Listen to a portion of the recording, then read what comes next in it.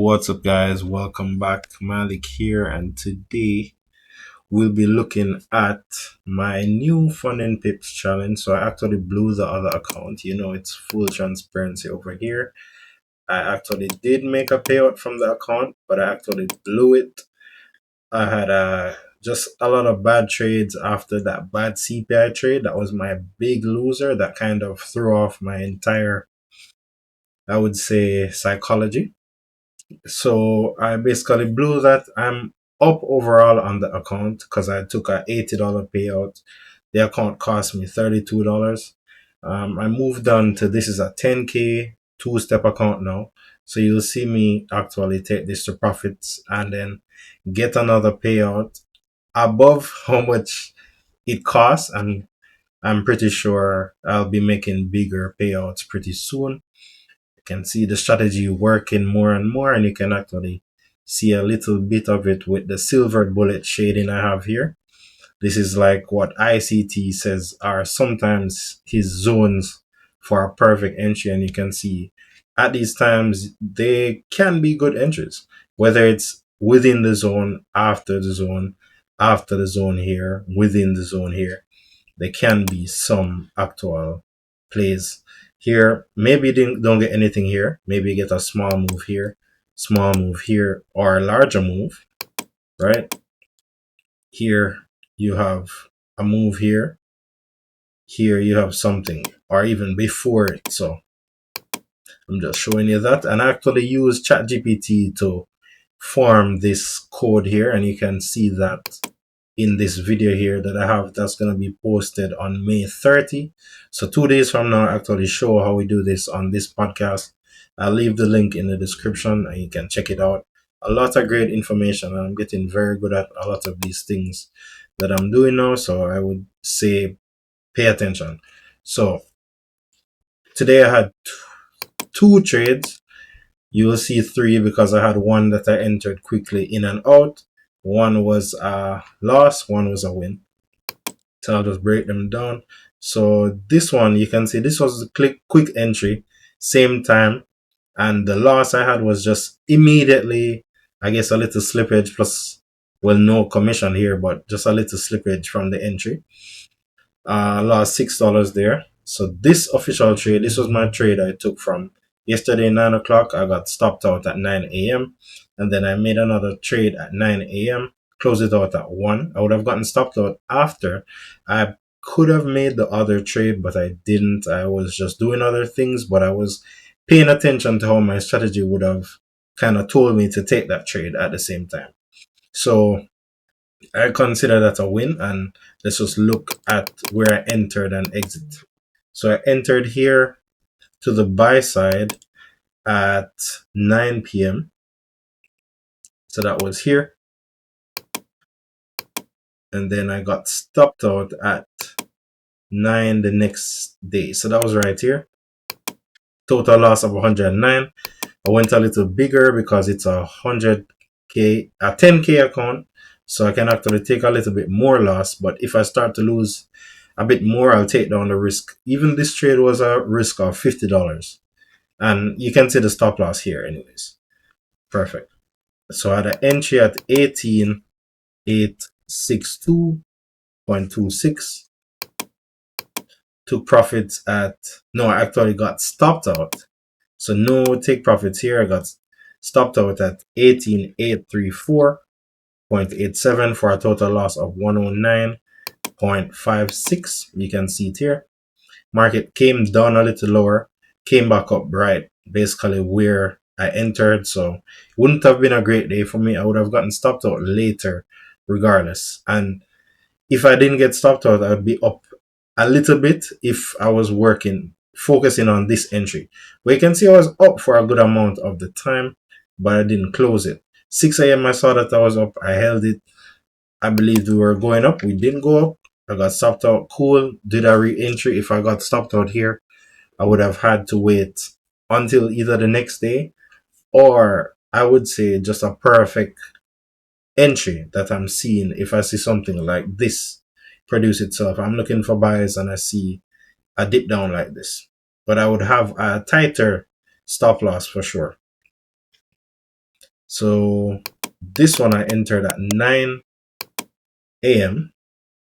So when I got stopped out, I waited a little, saw my entry at 9 a.m., 9:57, and close it at 1.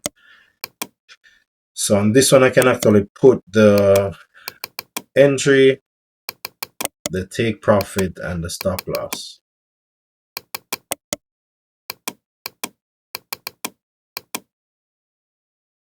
Cool. Oh, funny enough, with this one, I moved my stop loss to break even while the trade was going, and then I could see it not breaking to new highs, so I just closed it out. So at around 1, at a little bit in 148, I closed it. You can see if I didn't close it there, I would have gotten stopped out for a 0. I moved my stop loss to break even, right? That's something I'm trying to practice a little bit more to capitalize on runners if I do get them. But this is a new account. I wanted to lock in a win, like just guarantee that I can win, build that psychology, and move from there. I don't want to swing just on the first trade. This was the first day of the account. So I took a loss, took a win, and now we can look for the next day. I can see the market kind of trading a little bit down now, but not much to trade right now. But it could be a good entry depending on how you trade it. It could come back into the gap here, maybe halfway before going up. Interesting enough. Let's do that just to see if the market would play to the fibs here. And I'm wondering if it's better to go body to body rather than wick. Let's go body. They say body tells more stories than the wicks. So let's do bodies. Okay. So let's see if the market actually retraces down to here. Here. I don't know. Let's see what the market does.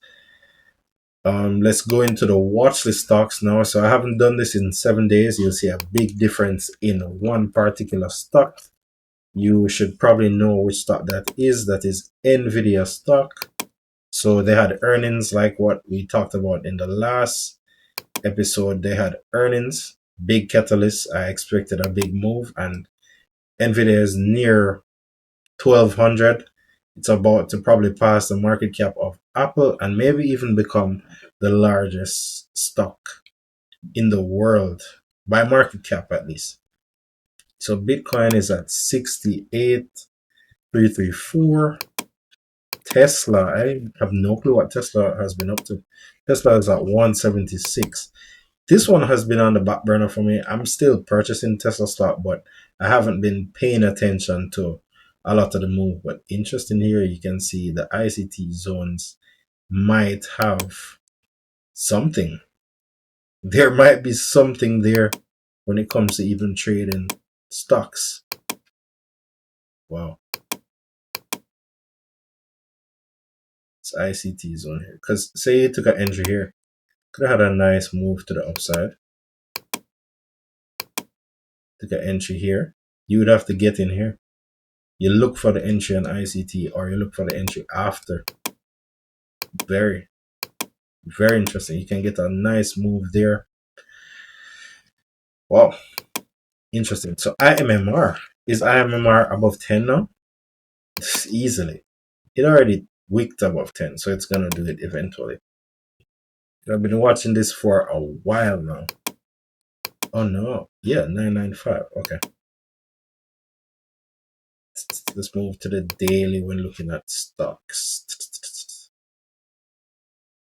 This is Bitfarms. What are they doing? Mm, mm. That's interesting. That is interesting to see Bitfarms kind of break above like that, but the candles just don't look good. These are like candles don't have bodies. You don't get that unless it's for the selling. Like the selling, you have bodies. Sometimes the buying have bodies, but it's more selling. But Bitfarms look like it's about to come back. I'm not confident about touching that ever again. Wow, Nvidia, this is you? Wow. Nvidia. But Nvidia is going up crazy. I just took some pictures. I'll cut out most of that. It's at 1148. AMD. This was the most disappointing part. Nvidia is going up like that, and SMCI and Nvidia and AMD didn't play like sympathies, and that really ticked me off. But I think it taught me a good lesson. It was my final teaching of the lesson.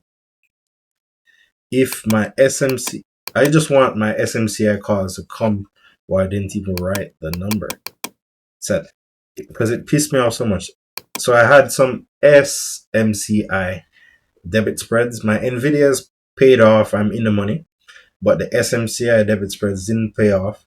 Similar to how the bit farms came back after the main catalyst went ahead. So I'm not very excited to play sympathies anymore. I'm just going to play the actual stocks and not play the sympathies. It's not worth it. I'm trying to find a relating stock, but it never seems to work. It seems like you have to play the real name, who is doing the real numbers, doing the real results. So I'll continue probably doing that when it comes to trading. So Nvidia, I would trade straight. No more SMCI, no more AMD to try to get the cheap one. It's not the right one. It's not the blue chip one. Get the right one. So I'll see you in the next video. Bye bye.